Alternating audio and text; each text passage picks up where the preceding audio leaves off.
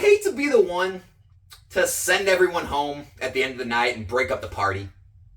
I hate to be the one to splash some cold water on all this crazy entertainment stuff, right? We have people always talking about all these thefts that happen, all these card stores around the country, or all these crazy scams happening, or PSA or CGC, screwing everything up for the market. Now everything's going to crash. And I hate to be the one to bring these pesky numbers and statistics to the party, because I know no one wants to hear this. No one wants to actually look at the numbers and data. We just all want to hear the next wildest thing, or if you're in the bullish category, you want to hear how great everything is. You're in the bearish category, you want to hear how terrible everything is. And I get it. If you're new to the hobby and you're just now starting this Pokemon investing, and you bought Scarlet and Violet base, and now you bought Paldea, I get it can be a little scary, right? You're seeing things not move. You're seeing things kind of tank a little bit. And you look back and you say, well, everyone told me this wasn't like this in Sword and Shield. It must be over. I heard the same thing. I heard the same thing when I started YouTube with Sword and Shield. I actually had a lot of debates on a lot of people's channels about modern sealed investing, where I got trashed for it. No one believed in it. Everyone thought it was over, and there was too many people doing it. And who's going to buy this stuff in the future? I even heard it back in Sun and Moon. I even heard it back in XY with XY Evolutions, right?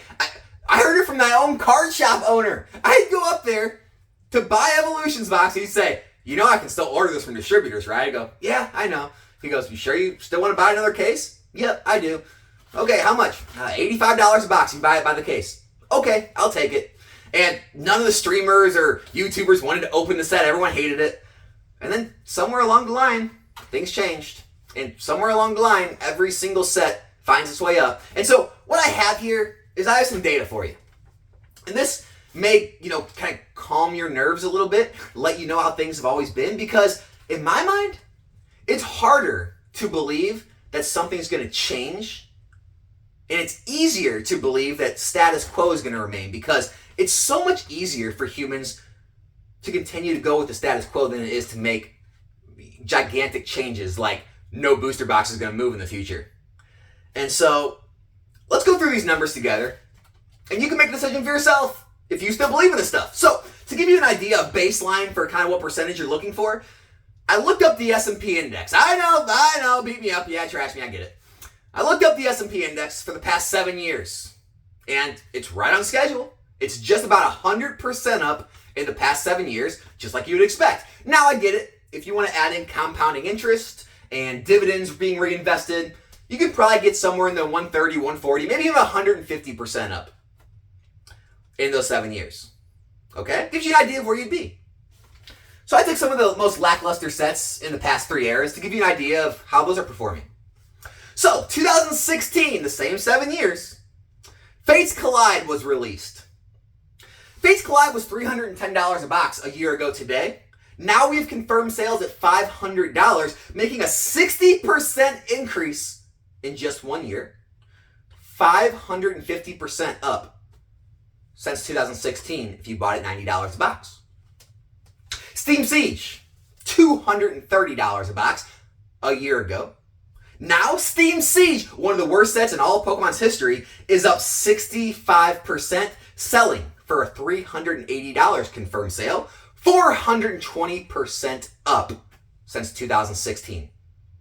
Let's go to 2017 now. We have Guardians Rising, $265 a box, 26% up today from a year ago at $335 a box. It's a 370% increase from $90 a box retail since 2017, only 6 years. Now we're getting to the worst, probably the worst set ever, Crimson Invasion. $170 a box a year ago, 20% up today. It's going for $200 a box confirmed sale, 120% increase in about 6 years or less. Rebel Clash, let's jump to Sword and Shield. 2020, Rebel Clash, $180 a box a year ago, 20% up to about $220 a box today confirmed sales, 120% up in just 3 years. Battle Styles, $90 a box a year ago, 30% up today, $115 a box. 30% up. It was released in 2021, less than 2 years ago. About 2 years ago. Folks, these are the worst sets in the past 3 eras. arguably the worst. There might be some, but these are some of the most lackluster sets in those respective eras. You're still beating the S&P. You are still making exponential gains. Don't get me started on the good sets. This is if you were a terrible set picker and just got extremely unlucky.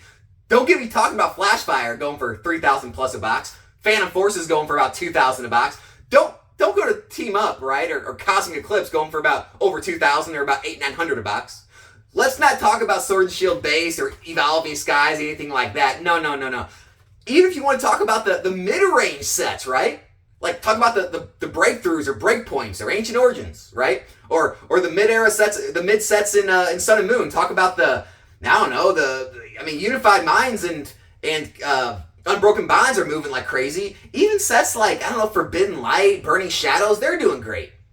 And then you go to Sword and Shield, Chilling Reign, Fusion Strike, Brilliant Stars, all these sets are performing well. And so what I did, because when I got back in the hobby, people said, you can't do this anymore. Alex, it doesn't work. Yeah, it worked for you back in XY, Sun and Moon. This is post-boom. You're too late. You're late to the party? I said, okay.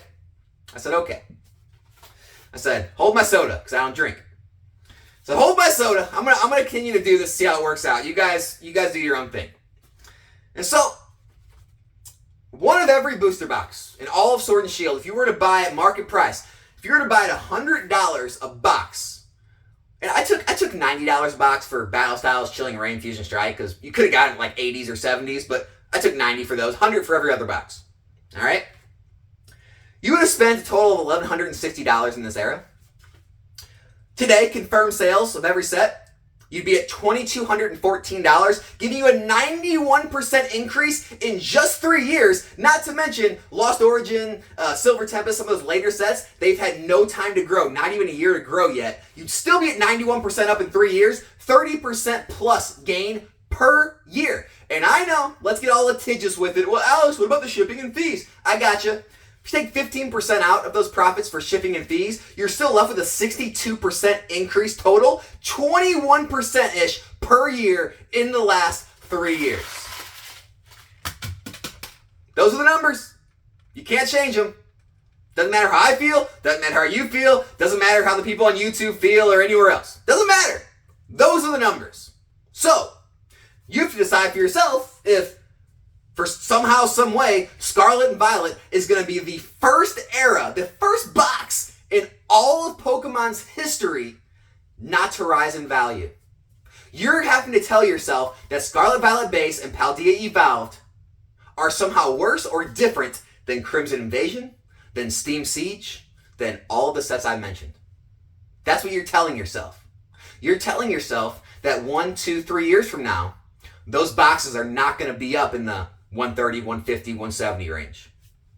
Hey, I'm not here to tell you otherwise. I'm not here to change your mind. I'm just saying, for you to go on that thought path, for you to take that route, you are disregarding the entire history of Pokemon. You're disregarding everything we've seen post-boom in the Sword and Shield era. You're disregarding even the worst sets in every era continuing to move up in value. Folks, nothing's changed. It's the same thing I've said since the beginning of my channel. It's the same thing I've believed since basically I got into the hobby. Sealed product rises over time. It's got a slew of reasons why, but that's the data for you. I hope it at least calmed any new collectors down to give you an idea of the realistic expectations, the real numbers. And,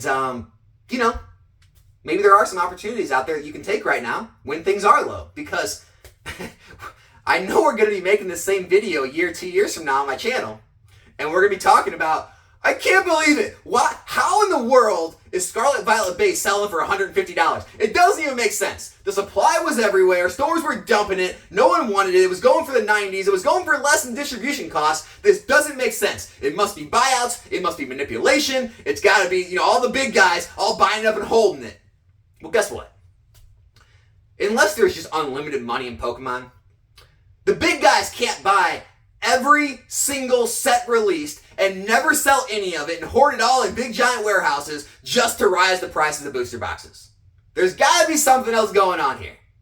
That's all I've got to leave you with today. Hope you enjoyed the video. Subscribe to the channel if you're not subscribed yet, and I'll be back here in a new video soon. Happy Sunday, everyone.